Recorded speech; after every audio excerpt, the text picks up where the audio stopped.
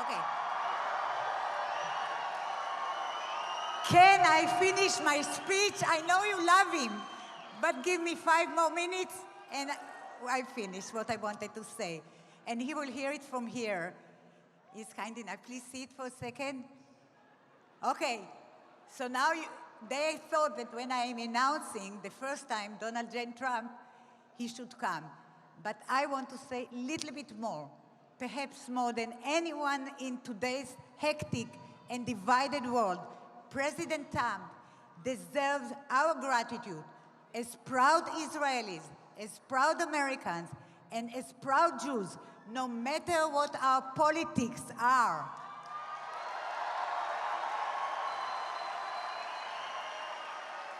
Where his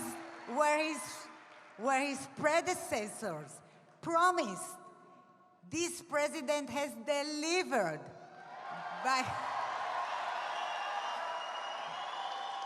by finally recognizing Jerusalem as Israel's eternal and beloved capital and moving the U.S. Embassy here. Where his predecessors shut their eyes to reality, this president has demonstrated strategic vision by recognizing the Golan Heights as Israel's sovereign territory. And just last month, his administration again made history by declaring that there is nothing wrong and everything is right about Jews living anywhere in the ancient Jewish homeland. President Trump has shown global leadership in the face of evil by withdrawing from the disastrous nuclear deal with Iran and increasing sanctions against it. And he always backed Israel and the Jewish people. President Trump knows that America stands tallest when it stands with its true friends and allies. He knows that Israel's interests are U.S. interests, and that when one of these nations becomes great again, so too does the other.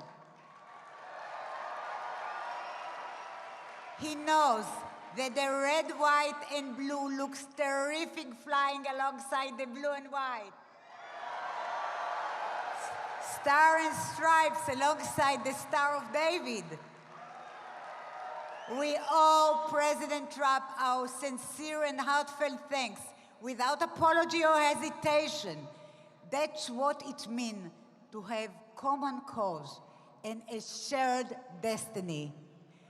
Anyone who has been in Israel during a war knows that when the air raid siren sound, superficial differences between people immediately vanish. Religious or secular, Likud or Kahol Lavan, Israelis offer each other, total stranger, shelter in their homes or rides to safety in their cars. Our enemy weapon do not discriminate among Israelis, and our friends, our real friends, do not discriminate between right or wrong time to support Israel or right or wrong Israel government to engage with. We must embrace such friends, and the greatest of them is right here with us, President Trump.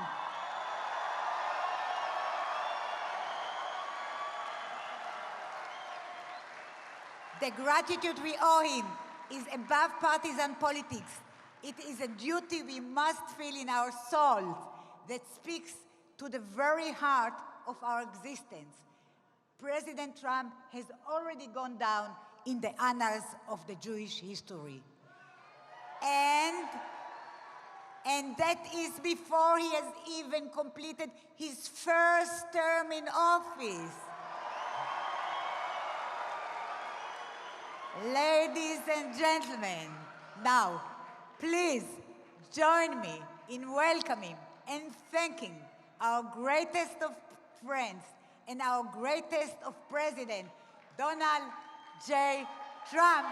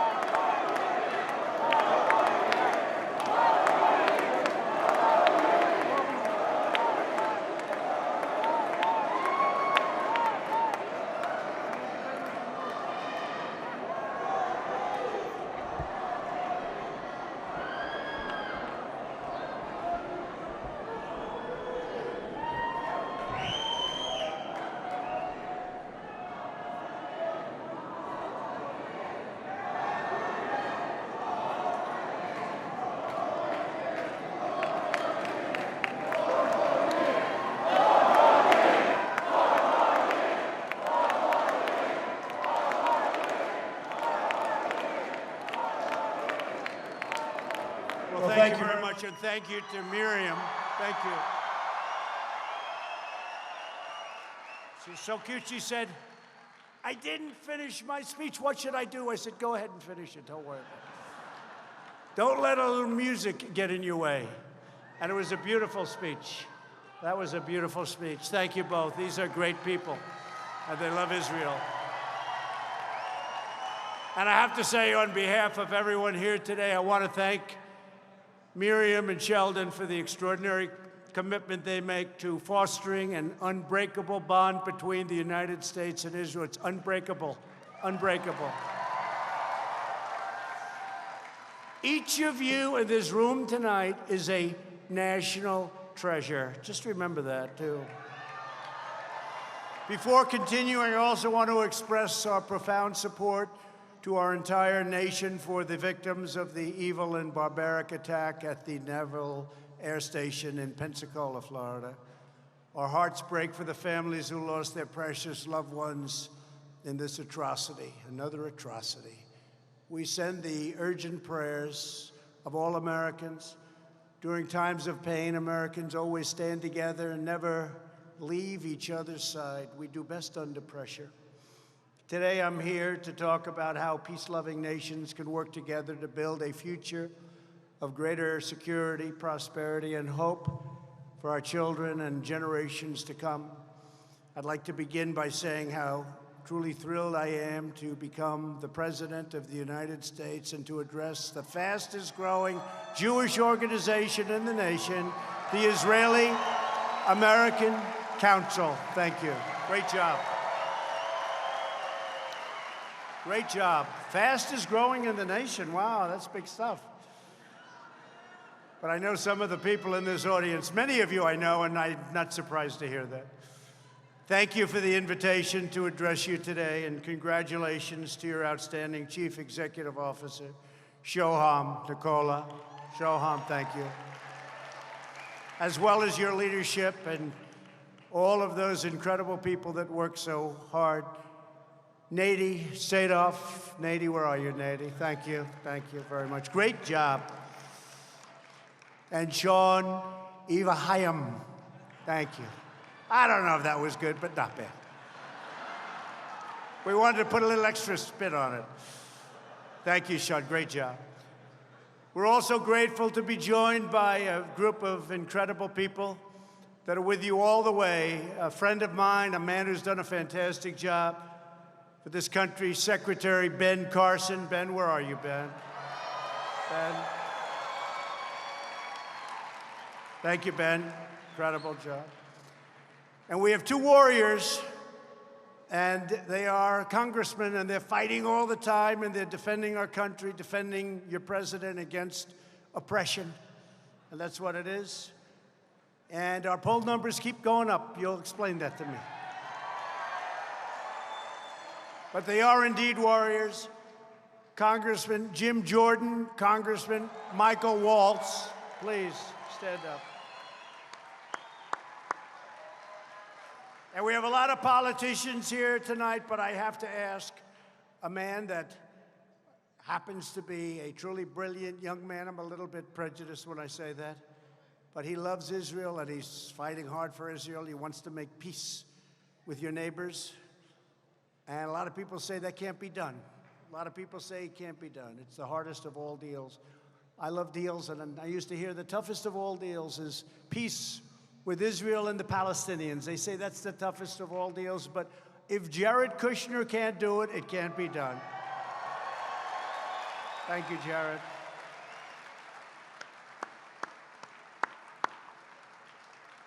Thank you, Jared. Incredible job he's doing. He wants to see that, and he loves Israel, that I can tell you. We're delighted to have with us President Juan Orlando Hernandez of Honduras and the First Lady of Honduras. And I have to tell you, thank you, sir, that President Hernandez is working with the United States very closely. You know what's going on our southern border, and we're winning after years and years of losing. We're stopping drugs at a level that has never happened. Unfortunately, the drugs become worse. They become bigger quantities. You have no idea what's happening. They're being smuggled in from all parts of the world. But we've never had anything like it, and we're building a wall. Now we're up to almost 100 miles. And we're getting a lot of support, not only from Honduras, but from Guatemala, from El Salvador. We're getting tremendous support from Mexico. Mexico's got some difficult problems, as you know, but they are really helping us, and the president of Mexico has become a friend of mine, and he's working hard. Right now, we have 27,000 Mexican soldiers on our southern border telling people you can't come in. You know that, right? That's a good job they're doing. So thank you, and thank you, Mr. President, Madam. Thank you very much for coming. Let me also extend my deep appreciation to Israel's ambassador to the United States, a great gentleman and a friend of mine, Ron Dermer. Ron Dermer. Ron, thank you. Known you a long time, Ron, haven't I? Long before this. Thanks as well to Florida Chief Financial Officer, Jimmy Petronas. Thank you, Jimmy. Thank you, Jimmy. Thank you. Great job. Florida, wow, got a good fan club. Florida Senate President Bill Galvano. Thank you, Bill. Majority Leader of the Florida House, Dane Eagle. Thank you, Dane. And Chairman of the Florida Republican Party, Joe Gruters. Thank you, Joe. Great job. How are we doing, Joe? I think we're doing pretty well, Joe, right? Tells me we're leading every poll. We're doing better than we did on election night, but you know what? We'll take election night. It was just fine.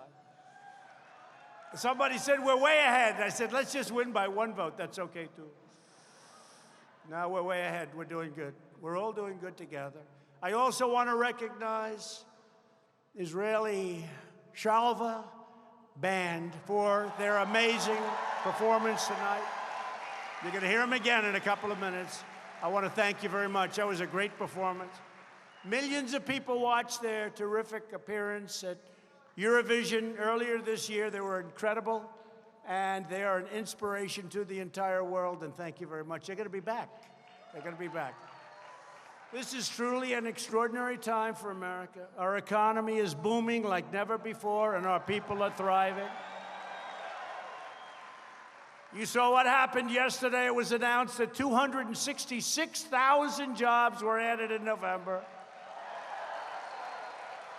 And that shattered all expectations. They were thinking about 70,000. They were thinking about 90,000, which isn't so bad.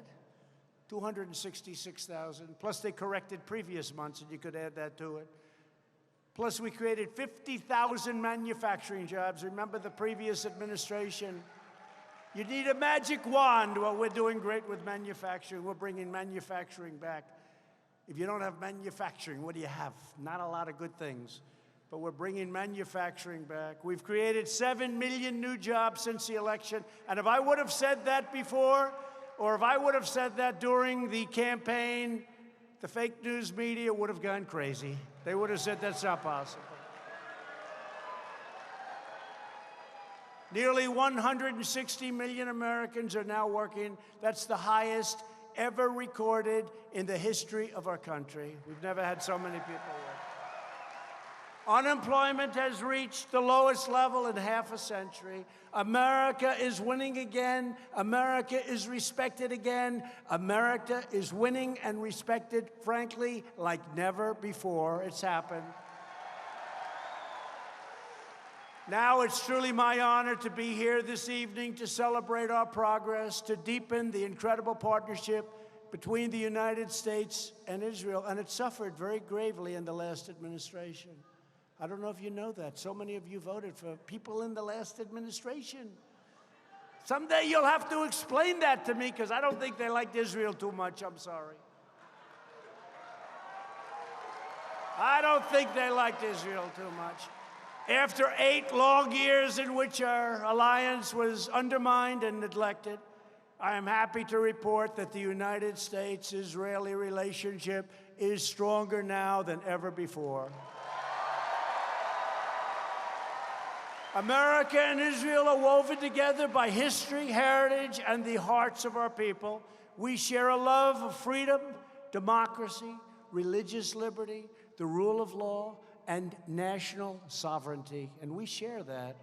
The story of Israel is a tale of triumph in the face of centuries of oppression and persecution. The Jewish people endured, persevered, and flourished beyond measure, building a thriving, proud, beautiful, and mighty nation in the Holy Land. The friendship between our countries is essential to achieving a more safe, just, and peaceful world. That is why every single day since I took the oath of office, I have stood firmly, strongly, and proudly with the people of Israel. You know that. The Jewish state has never had a better friend in the White House than your president, Donald J. Trump. That I can tell you. For over 20 years, every previous president promised to move the U.S. Embassy to Jerusalem, and they never acted, they never did it, they never had any intention of doing it, in my opinion. But unlike other politicians, I kept my promises. 2 years ago this week, I officially recognized Israel's true and eternal capital, and we opened the American Embassy in Jerusalem, finally.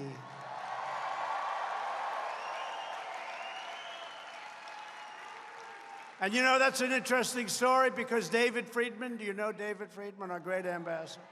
Well, David was one of the most successful lawyers in New York, maybe the most successful lawyer in New York. But he loves Israel. He loves this country, but he loves Israel.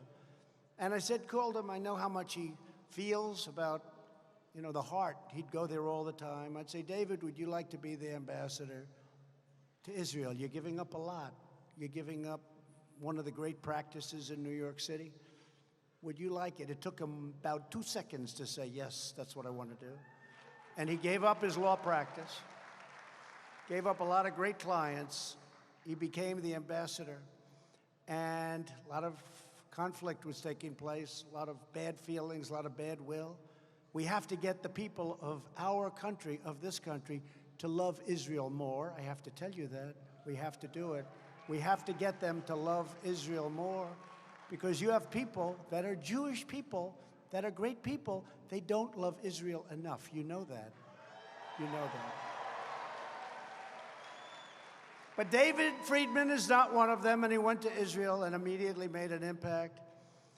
And then I said, you know, I want to do what no president has done. Many, many presidents said they were going to move the embassy to Jerusalem, and they never did it. And I understand why they never did it.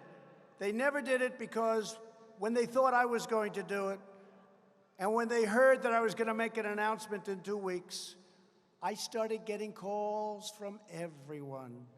I got calls from presidents. I got calls from prime ministers. I got calls from kings and queens. I got calls from everyone. Don't do it. Don't do it, please. Don't do it. It will be terrible if you do it. It will be horrible if you do it. And I heard this from many people. And then the time came closer and closer. And I did something that was smart because I learned then and there for that 2-week period, I was inundated. I learned why other presidents, in all fairness to them, why they made the campaign promise, but why they never got it off. Because they were besieged by foreign leaders, the top, the biggest people in the world. Call them. You wouldn't believe how many. Some countries you never even heard of were calling. I said, what's that country all about? And about a week and a half out, I said, listen, tell these people I'm going to call them back. I'm so busy.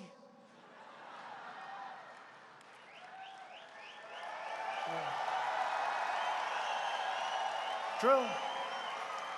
I said, tell them I'm going to call them back. I'll get to them as soon as I can. And 1 week went by, and then 3 days went by, and then I made the announcement at the White House that we're moving the embassy to Jerusalem, and that Jerusalem will be the capital of Israel. Finally, somebody said it, right?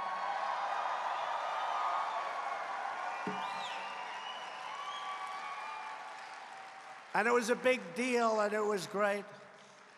And a day went by, and a second day went by, and there was no violence. I heard there was going to be massive violence. They showed violence because about 20 people were violent in the front row, but there was nobody behind them. So CNN had the cameras very low, pointing to the sky.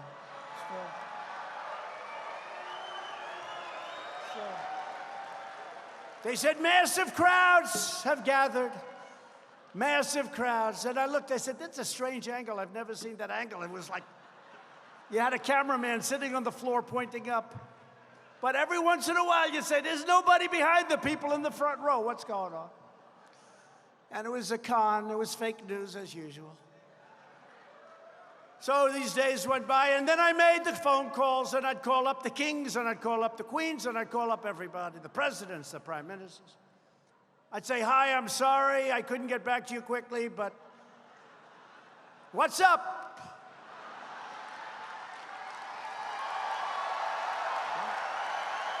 What's up?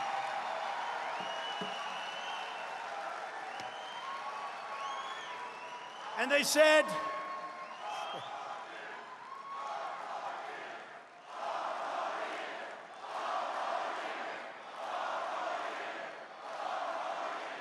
thank you.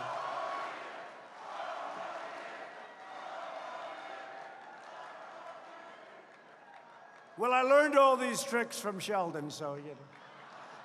So I call, hi, King, what's up? What's happening?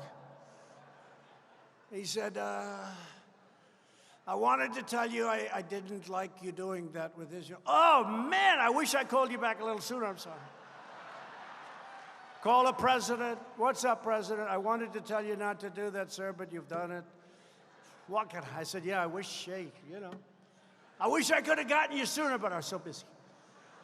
I took about 40 of those calls, right? Everyone was the same. I wanted to tell you. I said, but, you know, in the meantime, it opened, and it was, you know, really pretty amazing. It was done. We did the deal. Then we had a problem. We had to build it. And I'm a builder. I'm really a good builder. I really probably do that the best. Some people said, are you a better builder or a better politician? And I thought I was going to say builder, because I really was good, you know? I built good. And then I said to myself, well, let's see, I was a good builder. I was very successful. I did a great job, not a build. But then I got into politics. And I only ran once, and I became president. So I guess I'm a better politician. Right? I don't know. Maybe I'm a better politician. I don't know. Maybe I'm a better politician. I don't know. But I'm a good builder. So we now have the designation, and one of the generals, good general, came in front of me, sir, would you please sign this order? And you know, in the United States, plenty of money, this is the most beautiful orders you've ever seen. You know, I'm used to signing just like a piece of paper, but now you have these gorgeous books that are solid leather, and everything's leather, leather, leather, beautiful. Everything's beautiful. These are like notes that don't even mean anything to me. I don't use them. Like, look at that. Isn't that beautiful? I'm used to getting a piece of paper, but this is the way they do. So they bring in this gorgeous folder, twice the size of that. I said, what is this? Sir, this is for the embassy in Israel. I said, well, we just announced it, so what is it for? We're looking for land, but this is a commitment to spend $2 billion. I said, $2 billion? It's like a one-story building, right? Sir, we're looking for land, and we have some locations that we think are very good, but it's very expensive in Jerusalem, sir. But we have the right to go up to $2 billion, sir. And I had the first name. I had Donald signed. Then I heard it was $2 billion for the embassy, and I stopped signing it. And I called David Friedman. I said, David, I need some help. I just approved an embassy. They want to spend $2 billion to build the embassy, and I know what that means. You're never going to get it built. It'll take years and years. I said, you know what's going on? Yeah, they're looking at terrible locations. There are no good locations. You know why? Because we had the best already. We were there first, right? We were there early with you. He said, you know, but could you give me 2 days, sir? I'd like to take a look and see. She calls me back 2 days later. So we're going to spend $2 billion. And one of them is going to buy a lousy location. A lot of you are in the real estate business because I know you very well. You're brutal killers. Not nice people at all, but you have to vote for them. You have no choice. You're not going to vote for Pocahontas, I can tell you that. You're not going to vote for the wealth tax. Yeah, let's take 100% of your wealth away. No, no. Even if you don't like me, some of you don't. Some of you I don't like at all, actually. And you're going to be my biggest supporters because you'll be out of business in about 15 minutes if they get it. So I don't have to spend a lot of time on that. But David calls me back and he goes, sir, he always used to call me Donald. Now he can't help but call me President. I said, David, call me Donald. Yes, yes, Mr. President. I can't do it, sir. That's respect for the office, right? Maybe it's respect for me, but I've known him a long time. He goes, Mr. President, I don't feel, I have many friends like that. Richard Lefrak, Steve Roth, Steve Wynn. He calls me Mr. President. He always called me Donald. And they always return my call immediately upon the call being made. They used to take a day, a half a day. Now I call back. Give me Steve Wynn, please. He's on the phone. They're great people. But David calls you, Mr. President, I have good news. What's the good news? Tell me, I need some good news. I got people trying to impeach me. Don't forget, this has been going on for 3 years. This is before, I think maybe before I started coming down on the escalator with that beautiful First Lady. Is she an incredible First Lady? Think of it, I'm coming down the escalator, and people behind my back are trying to do a subversion of government. Think of that. That's what it's about. And we have, by the way, before, Jim Jordan, please stand up. Michael Waltz, please stand up, Congressman. Michael, Jim, warriors. I don't know if you have any other warriors in here, Congressman, but they are warriors. Support them. Support them. Support them. So the ambassador calls up, Ambassador Friedman, goes, sir, I have good news. What? By this time, you know, it's 2 days, so I'm thinking, I'm on to the next subject. Deal makers know what I'm talking. I'm like already on to the next. What? He said, you know, you asked me to check on the embassy in Jerusalem. Well, we already own a site that's much better than any site that's ever going to be bought. It's bigger, better, has better views. It's the best site in Jerusalem. And we can have setbacks, everything else. He said, I have more good news, sir. There's already a building on it. And we can take that building and renovate it. I said, no kidding. That sounds good to me. I love renovation because if you're smart, renovation costs you much less. If you're stupid, it costs you much more. You ever hear these guys, oh, it's more expensive to renovate a building. How do you figure that? You have a frame. You have the walls on the exterior built. I mean, how does it cost you more? If you're stupid, it costs you more. But David's smart, so he calls me. So they were going to do $2 billion, right? So David calls, we have the biggest site, the best site, it's already there, it's a building, it's mostly not occupied. And sir, we could redo it, I think for $200,000. And it's the first time in my life I've ever said this. I said, David, that's too cheap, it doesn't even sound good, you gotta go more. Usually I'm trying to cut price. But for $200,000, I said, what the hell kind of, hey David, make it like $500,000, we'll do it for $500,000. And then I have a friend, Ron Barron, nice guy. You know Ron Barron, wealthy guy.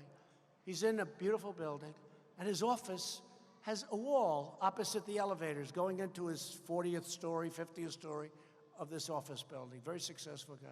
He's got Jerusalem stone. Did anybody ever hear Jerusalem stone? And he drives me crazy. Every time I go to his office, he says, look at the Jerusalem stone. He's been saying it. I said, Ron, you've told me that 10 times. But I've heard Jerusalem stone for 10, 15 years, right? Look at it, Donald. I'm getting off the elevator. I said, Ron, I've seen a lot of stuff. But this is Jerusalem. It comes from Jerusalem. So I say to David, David, let me ask you a question. Jerusalem stone.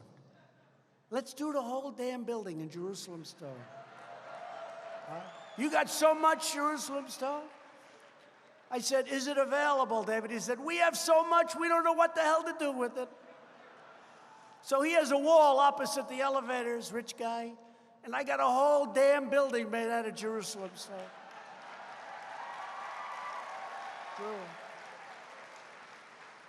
So the end of the story is this.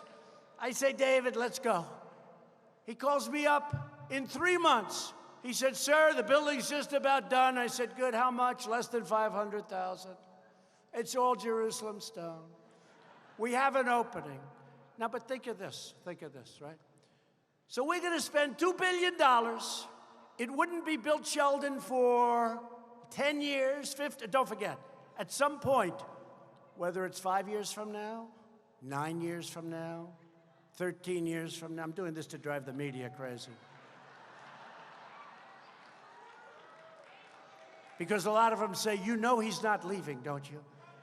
One of these characters, these people are so stupid, one of them said, you know he's going to win, don't you? And you know, at the end of his second term, you know he's not leaving. He's not leaving. You know that. And I thought, he's a comedian. I thought he was kidding. He's for real. So now we have to start thinking about that, because it's not a bad idea. No, but these people are going crazy always.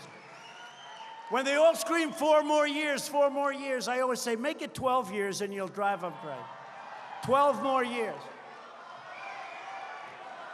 But if I don't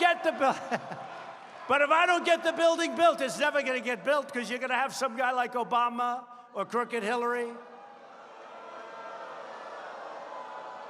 By the way, could you imagine crooked Hillary Clinton I'm telling you a story, what happened, right?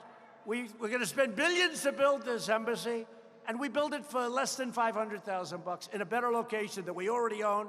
We were there a long time ago, had it a long time. Could you imagine her saying, let's see if we can build it for $493,000 instead of $2 billion? Okay. Number one, it would have never been designated. It wouldn't have happened. So she wouldn't have to worry about building it, because it would have never happened. But I am honored to say that we went there, we cut the ribbon, the building is totally gorgeous. Maybe someday you'll build a new one. I wouldn't advise it. I'd say fix it up and do a job. But you've got a beautiful embassy. It's in Jerusalem, and you have something that you've always wanted. It was a great, great day. And to support Israel's security, I've also recognized Israeli sovereignty over the Golan Heights. And that was another thing that was going to take, every president said that also, not with the same aptitude and not with the same strength of what they were saying about Jerusalem and the capital, but they were all talking about Golan Heights. It's been worked on for exactly 52 years. People would have summits over the Golan Heights. They'd fly in, they'd stay for 2 days, they'd negotiate, leaders of countries. For 52 years they'd do this. They'd have summits every 2-3 years, talk about the Golan Heights. I said to David, tell me about the Golan Heights in 30 seconds or less. He said, it's high, it's important, it's sovereign, it's security. I said, what do you think, David? He said, I think you could do it. I can't believe you're even asking me this question. Where did you come up with this idea? I said, I've been hearing about it for years. 52 years, and I get bing, and we did it. It was done. It was done.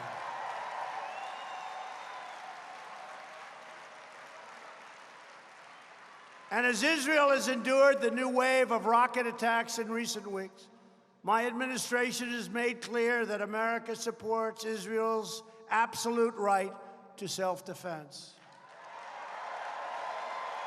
We've also called for the release of Israeli hostages and the return of the remains of Israeli soldiers captured by Hamas terrorists in Gaza.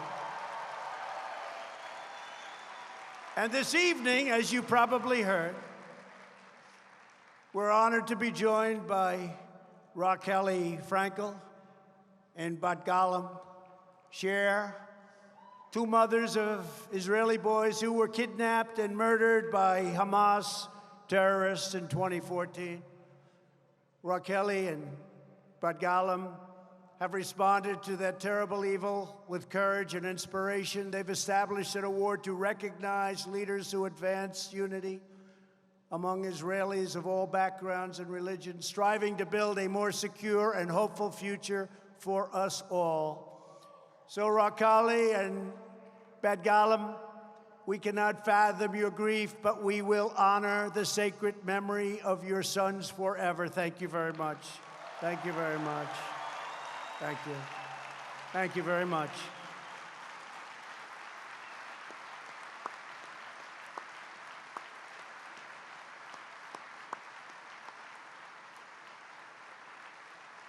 Thank you very much. To combat these wicked extremist organizations, I signed legislation to withhold U.S. taxpayer dollars from the Palestinian Authority until they stop rewarding terrorists with blood money. Another thing that no other administration would do, I would say to them, I went back and spoke to negotiators, because for years and years they've been trying to make this deal. I said, did you ever hold back the money? They said, no. Why? We didn't think it was right to do. I said, I do. I do.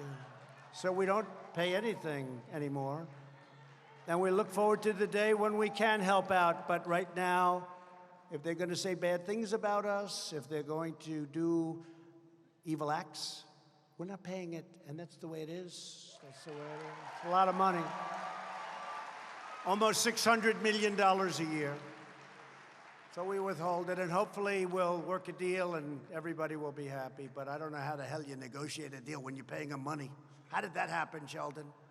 Who was negotiating that deal, Sheldon? It wasn't you, I can tell you. That was one of my first things. I said, how do you do that? You have this deal, you're paying hundreds of millions of dollars, and they're saying bad things. No, that's not the way. They're not the only country I've done that to. We've done that to numerous countries. Across the Middle East, my administration has made historic progress to crush the depraved and sinister forces of radical Islamic terrorism. When I took office 3 years ago, ISIS controlled more than 20,000 square miles in Iraq and Syria. That's the equivalent of the state of Ohio in size. Today, the ISIS caliphate has been 100% obliterated, 100%. And just a few weeks ago, U.S. Special Forces, incredible soldiers, brought the world's #1 most wanted terrorist to justice. The monstrous animal known as al-Baghdadi, the founder and leader of ISIS, is dead.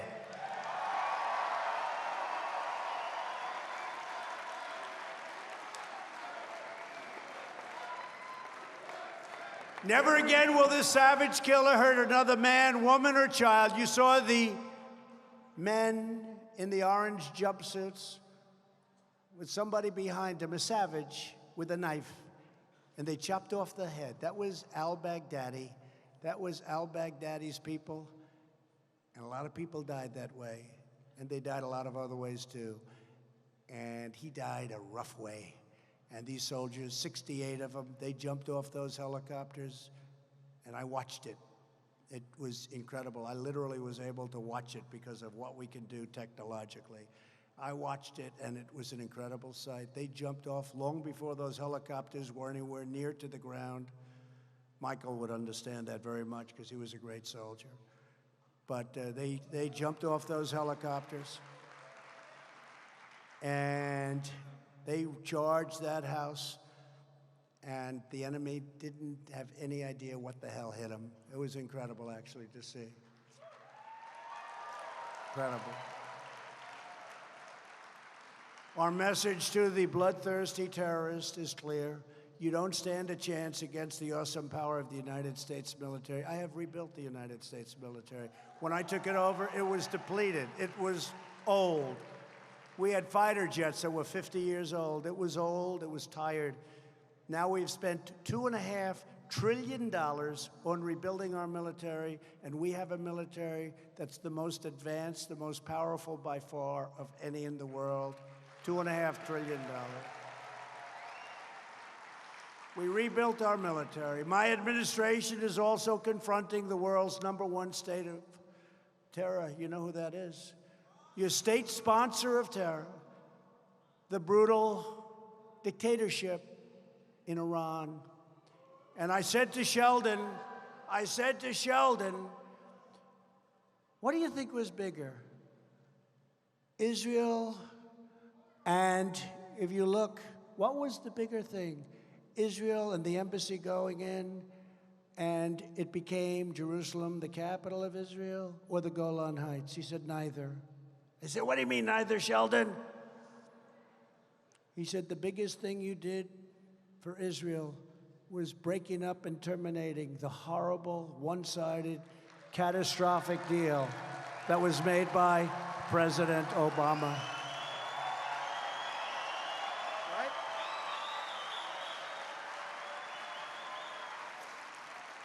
I said, I never thought of it that way, Sheldon, but I agree with you. If you want to know the truth, I agree with you. We paid $150 billion to Iran, $1.8 billion in cash. We got nothing. But that's a different country today. That doesn't mean they're going to come out and hit, and they might not. But they have riots all over their country. They don't have money. We put sanctions on them, the strongest sanctions ever imposed on a country. And let's see what happens. Their GDP went down 25% this year. 25. Nobody's ever even heard of that. So we'll see. And you know what? Can never give them a nuclear weapon. We can never do that. We can never do that. But maybe we'll be able to make a deal. The regime funds violence and chaos and mayhem throughout the region, but the greatest victims are its own people. In recent weeks, we've seen the Iranian people rising up to reclaim the noble destiny of their nation. In response, the dictatorship has killed hundreds and hundreds and probably thousands of those people. Probably thousands. You know, they turned off the internet. There's no internet. There's no form of communication. I believe thousands of people have been killed. Thousands and thousands of people have been arrested. America will always stand with the Iranian people in their righteous struggle for freedom. The Iranian regime routinely traffics in the most toxic and heinous anti-Semitism. You know that better than anybody.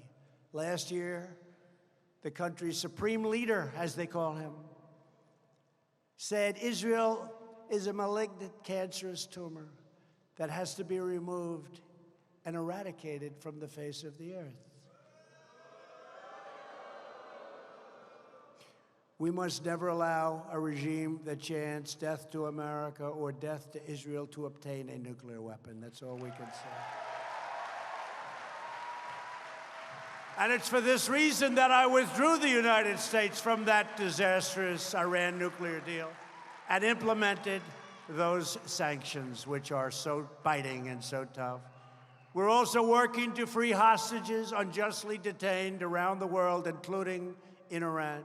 This morning, you probably read and probably saw, I announced that Zi Wang, an American citizen and Princeton University grad student, imprisoned in Iran for 3 years during the Obama administration, taken during the Obama administration, was not a spy, by the way, is coming home.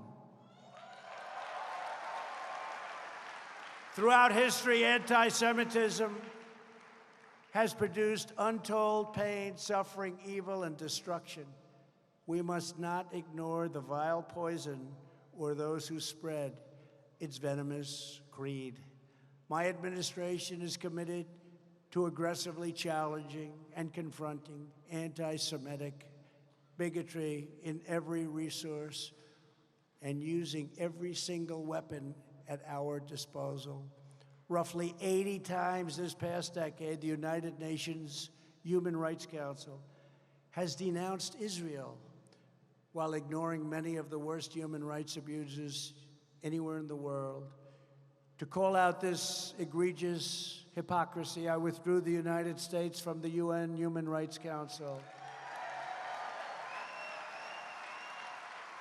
Recently, the European Union Court of Justice has also tried to discriminate against products made in Israeli settlements, advancing the agenda of anti-Israeli boycott, divestment, and sanctions movement, or commonly known as BDS. You know all about it. You know all about it, right? My administration has now corrected a long-standing injustice by officially declaring that international law does not prohibit civilian settlements in the West Bank. And as president, I want to be very clear, my administration vigorously condemns the BDS campaign against Israel. But sadly, BDS has also made disturbing headway on American college campuses. You know that, don't you? Here with us today is Adela Kohab, a recent graduate of New York University, who courageously stood for Israel in the face of hostility and bigotry. Incredible hostility and incredible bigotry.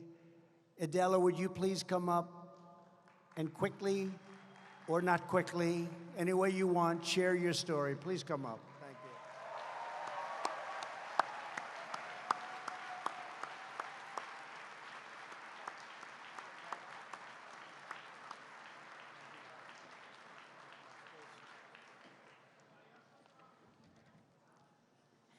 Thank you.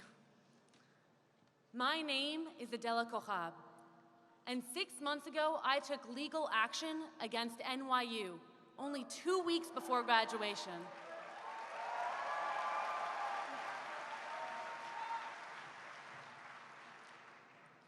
My university failed to protect its Jewish community from ongoing harassment, from attacks on social media, to resolutions on student government, to boycotts, flag burnings, and physical assault. The physical assaults ended in 2 arrests, and the university didn't stand idly. Instead, they gave an anti-Israel hate group the President's Service Award, the highest honor you can receive as a group on campus.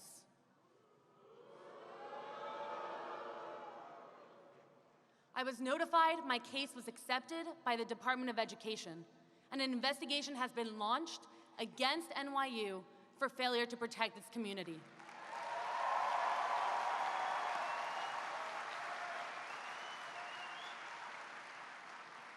To all of the students in the audience today, don't be afraid to stand up, because you deserve better.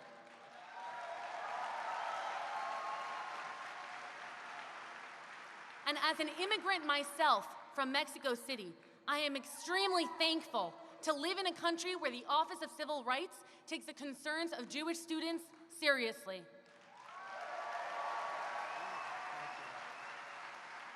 Thank you, Mr. President, and thank you all for supporting the work that we do on campus.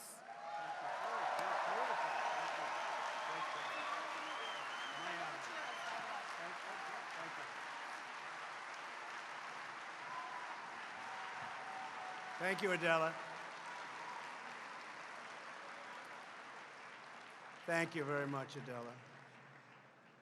Shockingly, a number of far-left members of Congress have also recently joined the international effort to bully, attack, and denigrate Israel. And it's incredible what's been happening with your Congress. 10 years ago, it was unthinkable. 6 years ago, it was pretty unthinkable. And now to see what's going on and to watch Nancy Pelosi and these people be pushed around is unbelievable. Earlier this year, a number of prominent Democrat lawmakers sponsored legislation to support the BDS movement. You know that, right? Outrageously, the resolution compared boycotting Israel to boycotting Nazi Germany, a grave insult to the memory of the 6 million Jews who were murdered in the Holocaust. You remember that, don't you, where this was just put before Congress. This is different than what it was. This couldn't have happened 10 years ago. Couldn't have happened 20 years ago. It would have been impossible. 10 years ago it would have been impossible. You've got to be very careful. Make no mistake. Radical lawmakers who support the BDS movement are advancing anti-Israel and anti-Semitic propaganda, and Americans will not stand for it. We're not going to stand for it. We've also seen far-left members of Congress proliferate dangerous anti-Semitic rhetoric. You've seen it. It's rhetorically and morally unacceptable. One lawmaker even wrote that Israel has hypnotized the world and said support for Israel is all about the Benjamins. You heard that? And I'll be honest, that's one of the nicer statements. Far worse, she said far worse than that, and so did others in Congress. My administration strongly opposes this despicable rhetoric, and as long as you're, and I am standing before you, as long as I'm your president, it makes no difference. It's not happening, okay? It stops at my desk. I said in my State of the Union address last year, with one voice, we must confront this hatred anywhere and everywhere that it occurs. We're grateful to be joined tonight by our new special envoy to monitor and combat anti-Semitism, Ilan Carr. Ilan, please come up and say a few words. Ilan, please.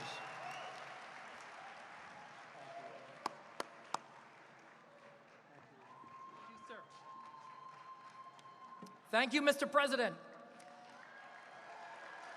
And thank you for making the fight against anti-Semitism what you always call the vile poison of anti-Semitism. That's exactly what it is. Thank you for making this fight a top priority for our country.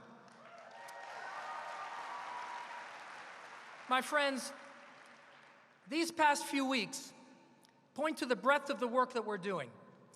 I recently returned from Germany, where I met with leading law enforcement and justice officials from 7 separate German states to coordinate our efforts to prosecute and punish anti-Semitic hate crimes. In that same trip, I was in London, and I addressed an audience in the British Parliament about rising anti-Semitism in that country. And then in Paris. In Paris, we worked together with parliamentarians to advance a bill to adopt the formal International Holocaust Remembrance Alliance definition of anti-Semitism, and I want to thank the French National Assembly for passing that by a 2/3 margin. And during those same weeks, I was on interagency phone calls and conferences with Washington to address the appalling anti-Semitism rising on college campuses, as we just heard, across America and across the world. These are only the most recent examples of the multi-front battle we're waging.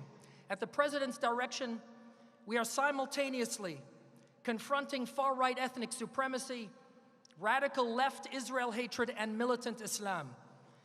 And with the Trump administration's continued leadership, I'm hopeful that we will roll back this rise in anti-Semitism, both here at home and abroad. Thank you all for your partnership in this vital work.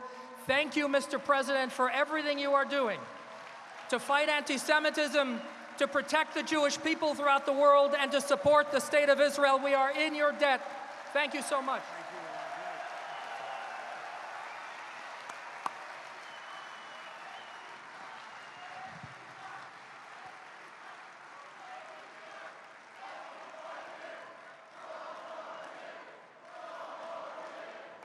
Thank you. Thank you very much. Thank you, Ilan. From America's earliest days, Jewish citizens have made some of the greatest and most extraordinary contributions to American life and culture. Jewish Americans have fought, bled, and died in every major American war dating back to our struggle for independence. On this very morning, 78 years ago, more than 2,000 Americans were killed in the surprise attack on Pearl Harbor. 3 days after that attack, a Jewish American airman from Brooklyn, Master Sergeant Meyer Levin, was among the first Americans to bomb a Japanese warship. Sergeant Levin went on to fly in more than 60 harrowing missions in World War II, a great hero. In 1943, he volunteered for another dangerous mission. On his way back, he and his crew were caught in a violent storm and their plane began to stall. Sergeant Levin's final act was one of selfless sacrifice. He unfastened the life raft and gave it to his fellow airmen. As they jumped out of the crashing plane, he shouted, "I hope you make it, I hope you make it." 3 American airmen survived that day because of Sergeant Levin's extraordinary valor. One of those brave airmen was his friend, Jack Mastersoff, also a Jewish American from Brooklyn. Jack went on to complete another 43 missions in World War II. After the war, he came home, got married, and soon he had 2 sons. One of them is Alan Mastersoff, a veteran of the Army Reserves who spent 17 years as a police officer. Alan would not have been born without Sergeant Levin's bravery, and Alan joins us here tonight. And Alan, I will tell you, your presence this evening testifies to the love and the strength of a great American hero. And thank you very much for being here. Thank you very much.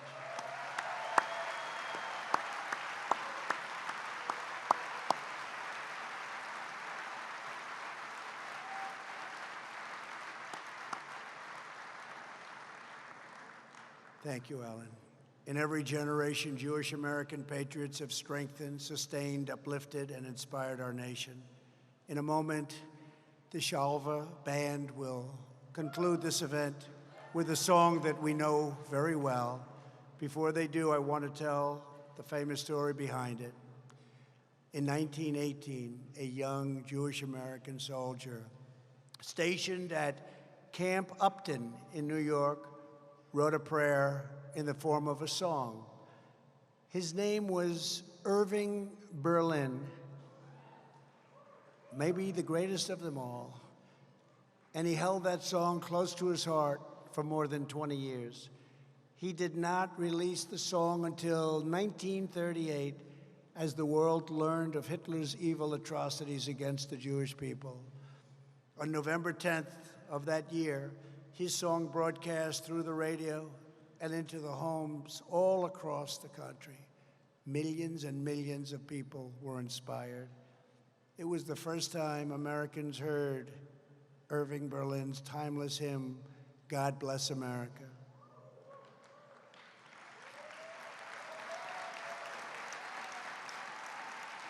These words became the prayer of our nation, the prayer that traveled to the islands of the Pacific, to the beaches of Normandy, and all the way to Nazi territory, where American soldiers opened the gates of concentration camps and liberated Jewish survivors. It's the prayer that Americans sang as we faced down communism and as we came together as one nation after 9/11. It's the prayer that still unites us today, and the hope that burns bright in our hearts, because we are proud American patriots. We love this magnificent nation with every ounce of our strength, spirit, and soul. So tonight together, we ask that God bless our military. We ask that God bless our veterans. We ask that God bless our cherished ally, the State of Israel. And with our flag waving high, our people standing tall, and our faith forever strong, we say our prayer once more: God bless America, our home, sweet home. Thank you. Now I'd like to ask the Shalva Band back to the stage for a very, very special performance. Thank you very much. Thank you, everybody.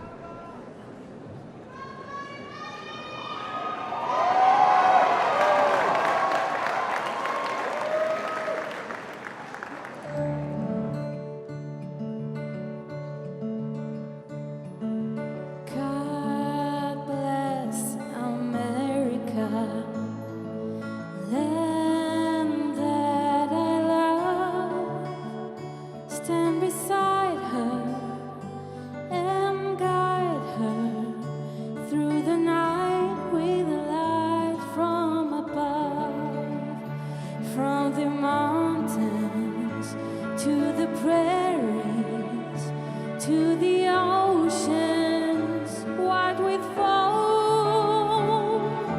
God bless America, my home, sweet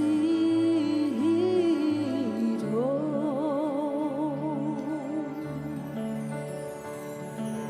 God bless America, land that I love.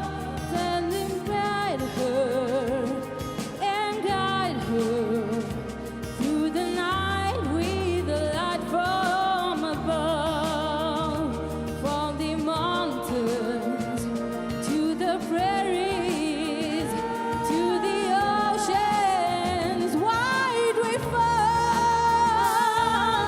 God bless America, my home, sweet home. God bless America, my home, sweet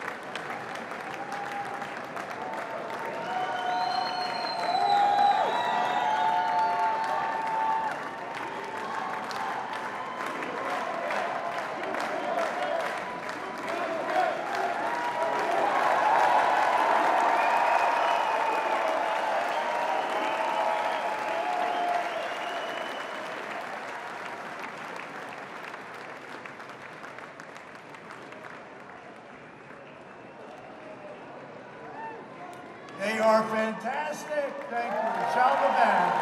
Thank you. Fantastic. So it's been a great honor to be with you tonight. God bless Israel. God bless America. Thank you very much. Thank you.